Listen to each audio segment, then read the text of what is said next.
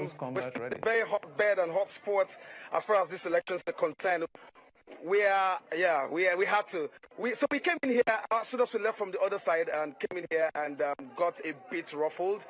Some of the guys here tried to round us off, tried to prevent us from filming.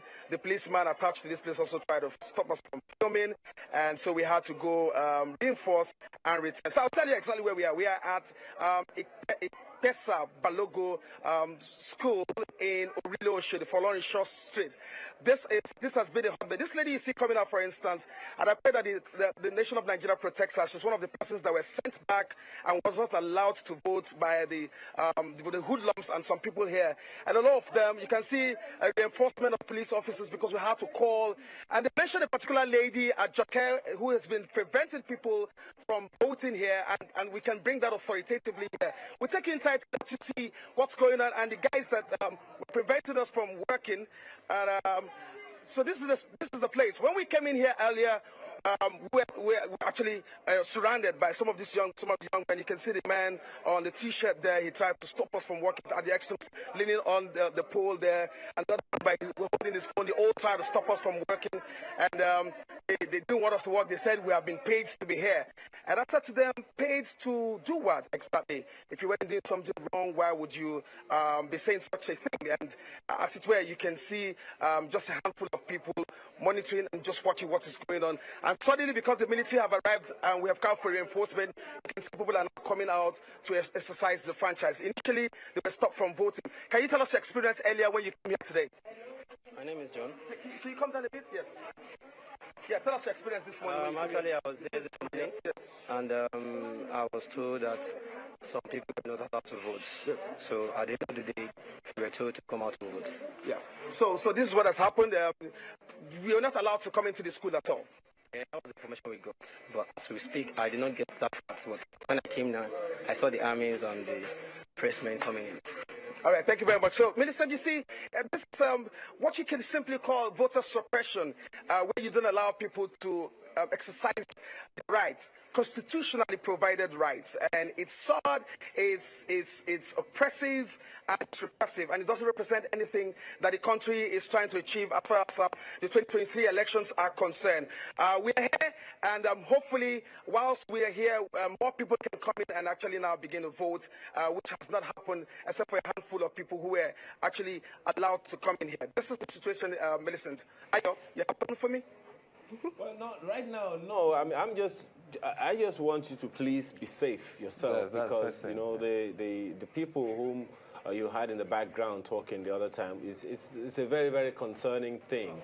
But if you had to go get reinforcement to do your own job, and that's just one polling unit, I wonder how many people would be able to go do what you had to do to get to vote. That suggests, although that a good number of people their vote will be suppressed today. The agitation is coming up. The agitation is on. The agitation is on because they're not happy to see us. The agitation is on. You can hear that. You can hear the background. They want us to leave. They want us to leave. They want us to leave. Well, you can hear that. So our presence shouldn't naturally cause any worries for anybody. But people around us are worried, so it means something is up here. And we will stay here and find out what is up here. Why can't people vote? It's a simple question. Why can't people vote? Well, with security men with you there, I want to believe that you will be safe. But please be safe, Olu. That's very, very important to us. But we'll come back to him, because we'd like to hear from the INEC staff with regards to that particular polling unit and what's really going on. Well, what's even concerning for me, because they do threat assessments, and they give these estimations of possible hotspots and all of that. And I wanted to find out from Olu whether this was one of those areas where there were clearly indications that incidents like this will happen. You're the one you're the one who's been using the word battleground. Yeah, it's a battleground. Lagos is. Yeah, no. So whichever part of it is, I'm just going to assume. I promised to come to Professor Adibe, but I'm also. We understand that there's something else happening somewhere in Lagos. Yes, in Shangisha, Magodo Shangisha. The job is now, the people have taken it upon themselves to do this. forth. Come out, come out forth. Come forth.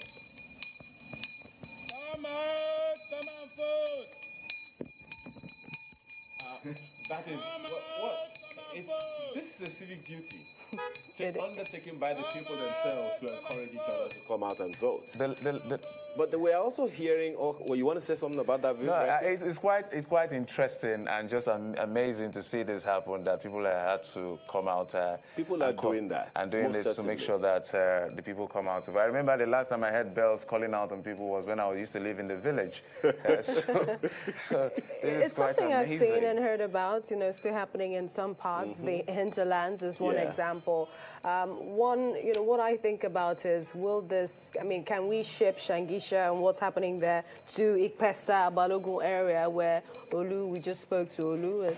And also situate that there are stories making the rounds. Our correspondent is on her way there to confirm at VGC, where it is being said that INEC officials are asking some people to come out from their estate to come out to vote. Whether or not that is true, I'm pretty sure we'll get that information. So across the state, there are different things happening. There are places where, for instance, where Olu is covering, it's clearly a case of voter suppression, people being intimidated to come out. When he was saying they don't want to allow, I wanted to find out who are the they, specifically, although we have told him to be safe, because that's quite important to all of us. That scenario is quite different from what we saw when Sean was reporting from Ogudu. I think we're back to that's the scene where Olu is. Balogun area. If you can hear us, if you're still there, if your camera, we can see you said that these were the guys or some people trying to prevent the exercise. This is what I wanted to see. Apparently, okay. Wanted to be sure whether or not. Okay, so, Olu. Yes, so as soon as we went off live, we were confronted. Yes, Geoffrey, we got confronted and we asked why we're doing what we're doing, that we just reported falsehood. And everything that we have said is on record. You can see that as soon as the cameras went off, the voices went up, and a lot of agitation around here. And we want this man to be protected, because as soon as after the interview, they came to him and all of that, and they keep saying, who the hell is he? Why did he say what he said? And all of that. So that's the man that needs to be protected by the federal government of Nigeria as far as this is concerned. We are in Orido Shodi, we are in the Pesa Balogun Primary School in Flourish Street. This is where it is happening, and it's important that the world knows that people have been suppressed from casting their votes. Geoffrey. What I wanted to find out, you used the word they are preventing. Who are the they? Can we see them? Who are the they trying to stop people from exercising their franchise? The government? So you can see, so when we came in here, when we came in here, all of the guys that were here tried to stop us from doing what we wanted to do, including the policeman. Yeah, you did. You did. Yeah, you did. We went here. I'll tell you who. Yeah, I'll point at them. Yeah, I'll point at them. I know. Yeah. I can tell you who. Yeah. That guy did. The policeman did, and the other guy who has left. But this guy did. He actually tried to stop us. Yeah, he did. Yep, he did. And so he can't deny it, because we have it on record when he tried to stop us. And when we came here, the policeman also asked us to write down our names. And I told him I don't have such obligation to write down my name, to give him my name. It's asked us to write down our name before we could walk. And I said that is not happening here. So this is the situation we have right here. And all of this is a bit under control, because we have the military outside holding. Yeah. All right. Yeah. Again, Olu, I'll ask that you be safe. Olu, let's hear him. Yeah. But you yeah. I'm come to vote here. Yeah. Don't tell me I'm why are you all walking away? Why are you saying it? You're walking away. No, that's not happening. I pointed to the man who stopped us. No, I didn't point to you. That's the man I pointed to. You did when I came in here. You did. Because of what I'm saying. You're complicating what I'm saying. We have it on record. It's not true. No. Why are you agitated? Why are you agitated?